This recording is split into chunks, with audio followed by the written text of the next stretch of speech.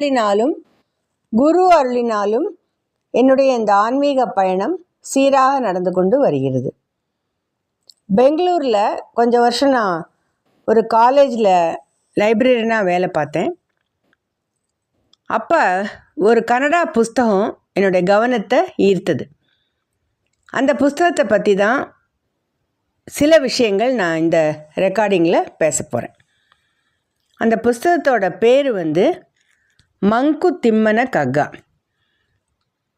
அந்த புஸ்தகம் போயம். அது எழுதினவர் பேரில் ஒரு ரோடு இருக்குது இன்றைக்கி பெங்களூரில். அவருடைய பேர் டிவி குண்டப்பா.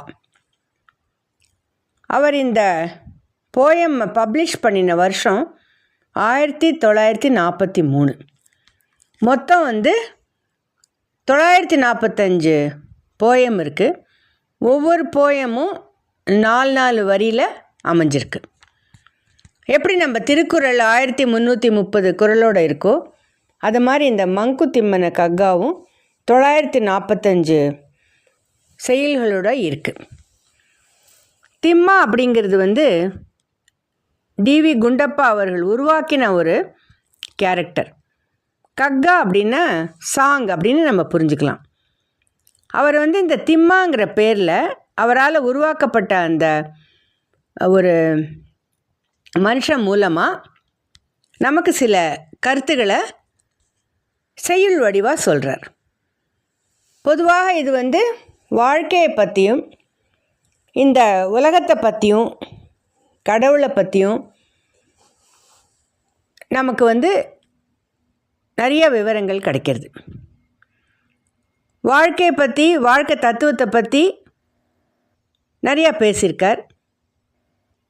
இந்த புஸ்தகத்தை கன்னடா பகவத்கீதாவோட கூட ஒப்பிட்டு பேசுகிறா அங்கே இருக்கிற ஜனங்கள். இப்போ நம்ம உதாரணத்துக்கு 2 போயம்ஸ் பார்க்கலாம். ஒரு போயத்தில் அவர் என்ன சொல்கிறார் அப்படின்னா, நீ புல் மாதிரி வாழ கற்றுக்கோ அப்படின்னு சொல்கிறார். மரம் மாதிரி இருக்காத. மரம் பெருசாக இருந்தால் கூட வளைஞ்சு கொடுக்குற தன்மை அதுக்கு இல்லாததுனால ஒரு காற்றோ மழையோ கீழே விழுந்துடும். புல் வளைஞ்சு கொடுக்குற தன்மை அதுக்கு இருக்கிறதுனால தப்பிச்சிடும். அதனால் புல் மாதிரி வளைஞ்சு கொடுக்க கற்றுக்கோ அப்படின்னு சொல்கிறார். அதோடு இல்லாமல் புல் எப்படி பிறருக்கு உணவாக போகிறதோ அதே மாதிரி நம்மளோட வாழ்க்கையை பிறருக்கு உதவுற மாதிரி நம்ம அமைச்சுக்கணும் அப்படின்னு ரொம்ப அழகாக சொல்லியிருக்கார். அதுக்கப்புறமா மல்லிகைப்பூ மாதிரி மணக்கணும் அப்படின்னு சொல்கிறார். இதுக்கு என்ன அர்த்தம் அப்படின்னு பார்த்தோன்னா, மல்லிகைப்பூ எப்படி எல்லாருக்கும் ஒரு உகந்த மலரோ அதே மாதிரி நாமும் எல்லாருக்கும் பிடிக்கிற மாதிரி வாழணும் அப்படின்னு சொல்கிறார். இதை கொஞ்சம் நம்ம தீவிரமாக யோசித்தோன்னா நமக்கு நிறையா உதவக்கூடிய விஷயங்கள் இருக்குது இவரோட போயம்ஸில். அதுக்கப்புறம் ஒரு பக்கம் பூ மாதிரி இருங்கிறார், ஒரு பக்கம் பாறையாக இரு அப்படிங்கிறார்.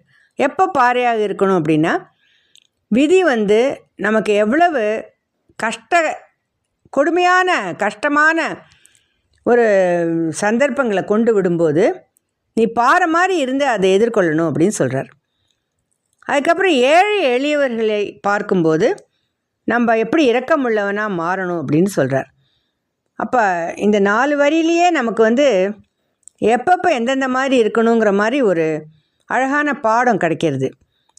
அது மாதிரி தொடர்ந்து வாழ்க்கையை பற்றி பேசுகிறார்.